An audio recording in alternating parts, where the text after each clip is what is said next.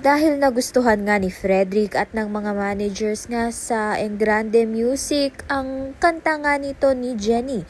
Kaya naman nga't pabibilisin na nga ang pag-release ng kanyang sariling album. Dahil dito malaking tulong nga ito para sa umuusbong na career nga nito ni Jennie. Sa kabilang banda naman nga imbitado nga itong si Jennie sa isang red carpet na event.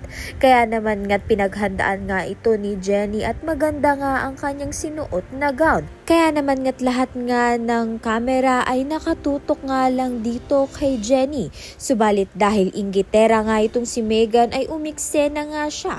Siningitan na nga ni Megan itong si Jennie upang ang makilala nga rin siya.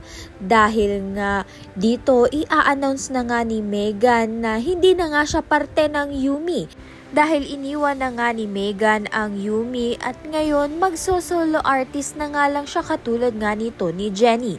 Dahil nga ninakaw ni Dara ang orihinal na kanta nga nito ni Jennie. Kaya naman nga't uunahan nga ito ni Megan. Magtagumpay nga kaya sa masamang plano itong si Megan dito nga kay Jennie. Kaya naman nga't yan at iba pa ang dapat nating pakaabangan. Maraming salamat sa iyong panonood.